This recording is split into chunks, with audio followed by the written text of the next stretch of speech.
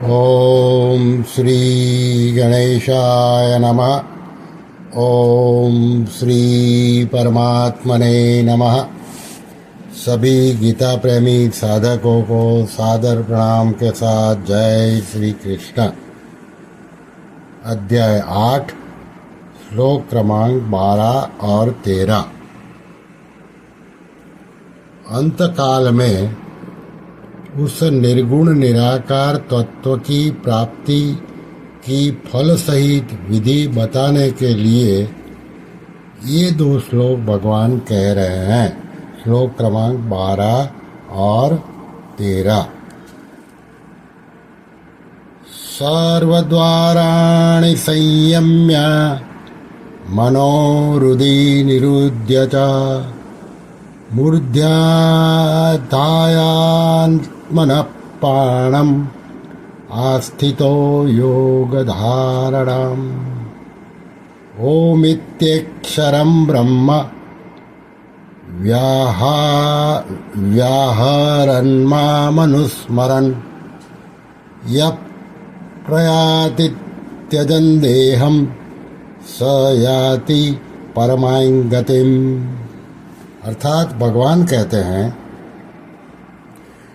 इंद्रियों के संपूर्ण द्वारों को रोककर मन का हृदय में निरोध करके और अपने प्राणों को मस्तिष्क में स्थापित करके योग धारणा में सम्यक प्रकार से स्थित हुआ जो साधक ओम इस एक अक्षर ब्रह्म का मानसिक उच्चारण और मेरा स्मरण करता हुआ शरीर को छोड़कर जाता है, वह परम गति को प्राप्त होता है।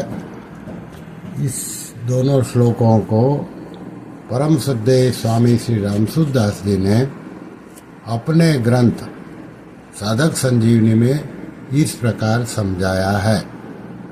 सर्वद्वाराणि संयम्य, अंत समय में संपूर्ण इंद्रियों के द्वारों का संयम कर ले, अर्थात शब्द, स्पर्श, रूप, रस और गंध, इन पांचों विषयों से श्रोत्र, त्वचा, नेत्र, रसना और नासिका, इन पांचों ज्ञानेंद्रियों को तथा बोलना, ग्रहण करना, गमन करना, मूत्र त्याग और मल त्याग, इन पांचों क्रियाओं से वाणी, हाथ, चरण, उपस्थ और गुदा, इन पांचों कर्मेंद्रियों को सर्वथा हटा ले।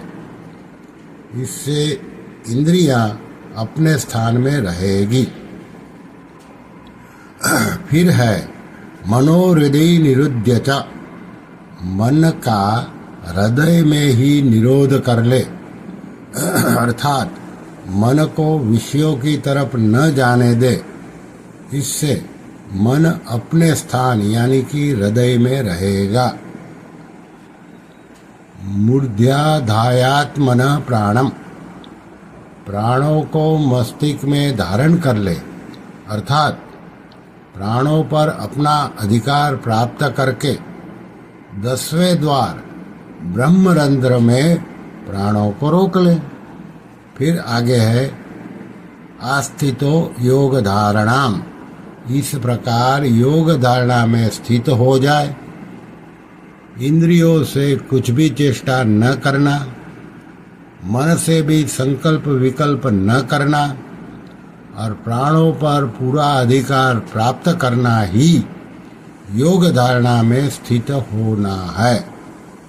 फिर है ओमित्येकाक्षरं ब्रह्म व्याहरन् मामनुस्मरन्। इसके बाद एक अक्षर जो कि प्रणव है, ओम का मानसिक उच्चारण करे और मेरा अर्थात निर्गुण निराकार परम अक्षर ब्रह्म का, जिसका वर्णन इसी अध्याय के 3 श्लोक में हुआ है, स्मरण करे। सब देश काल वस्तु व्यक्ति घटना परिस्थिति आदि में एक सच्चिदानंद घन परमात्मा ही सत्ता रूप से परिपूर्ण है, ऐसी धारणा करना ही मेरा स्मरण है।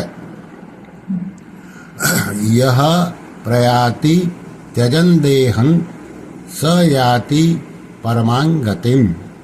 उपर्युक्त प्रकार से निर्गुण निराकार का स्मरण करते हुए जो देह का त्याग करता है, अर्थात 10वें द्वार से प्राणों को छोड़ता है, वह परम गति को अर्थात निर्गुण निराकार परमात्मा को प्राप्त होता है। इन श्लोकों में योगाभ्यास करने वाले अद्वैतवादी का वर्णन है। व्याहरण पद से मानसिक उच्चारण समझना चाहिए, क्योंकि मन का हृदय में निरोध करने पर तथा प्राणों को मस्तक में स्थापित करने पर वाचिक उच्चारण होना असंभव है। श्री कृष्ण शरणं मम, श्री कृष्ण शरणं मम, श्री कृष्ण शरणं मम, श्री कृष्ण शरणं मम। ओम कृष्णार्पणमस्तु।